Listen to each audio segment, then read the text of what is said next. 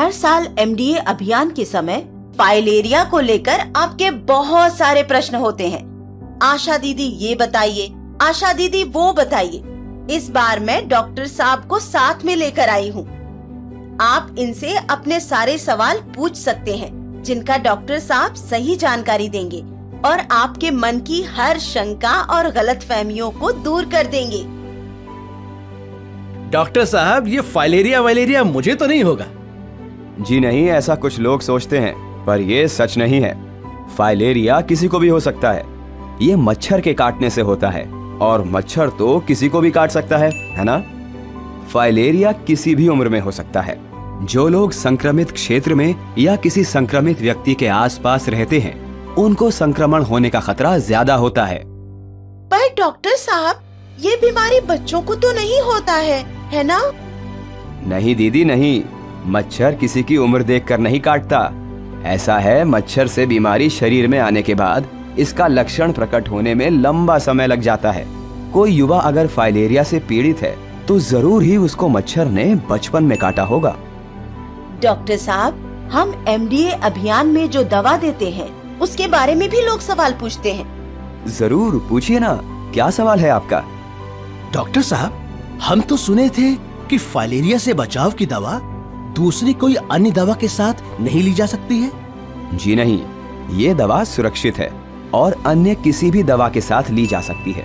सिर्फ और सिर्फ गंभीर रूप से बीमार व्यक्ति, 2 साल से कम उम्र के बच्चे और गर्भवती महिलाओं को ही दवा ना लेने की सलाह दी जाती है। फाइलेरिया तो सुना था कि अपने माँ बाप से आता है, यानी वंशानुगत बीमारी है। जी नहीं, ये बीमारी वंशानुगत नहीं है। ये मच्छर के काटने से होने वाली बीमारी है और ये किसी को भी हो सकती है। डॉक्टर साहब, ये दवा सरकार से मुफ्त में मिलती है, तो क्या ये असरदार होती है? फाइलेरिया से बचाव के लिए यही दवा कारगर है और बहुत से देशों ने इसका प्रयोग करके फाइलेरिया को खत्म किया है। ये दवा सभी फाइलेरिया प्रभावित क्षेत्रों में खिलाई जाती है, अतः इसको स्वास्थ्य कर्मी के सामने खाना अनिवार्य है। हमको तो किसी ने बोला था कि केवल एल्बेंडाजोल टैबलेट का सेवन करना चाहिए, अन्य दवा का नहीं। नहीं, फाइलेरिया की रोकथाम के लिए केवल एक दवा प्रभावी नहीं है। सभी को सारी आवश्यक दवाओं का सेवन करना चाहिए।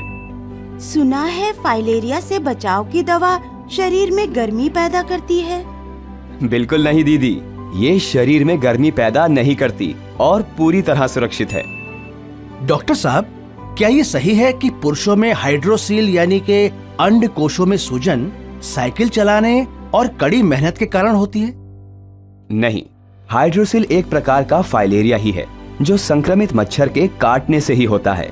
साइकिल चलाने एवं कड़ी मेहनत करने से ये नहीं होता। पर ये बीमारी तो सिर्फ उन लोगों में होती है जो खारा पानी वाले क्षेत्र में रहते हैं। जैसा कि मैंने बताया, फाइलेरिया सिर्फ मच्छर के काटने से फैलता है और ये किसी को भी हो सकता है। डॉक्टर साहब, सब बोलते हैं कि ये बीमारी सिर्फ गरीब लोगों में ही होती है। ऐसा बिल्कुल नहीं है, ये बीमारी किसी को भी हो सकती है। मच्छर काटने के समय अमीर गरीब जाति और लिंग का फर्क नहीं करते।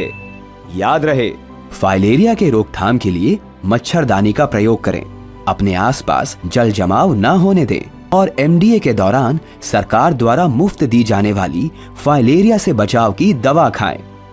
फाइलेरिया का एक ही इलाज, इसे होने ही ना दें। धन्यवाद डॉक्टर साहब, आपने हमारी आंखें खोल दी। हम एमडीए के दौरान फाइलेरिया से बचाव की दवा जरूर खाएंगे। मिलकर रोकेंगे फाइलेरिया।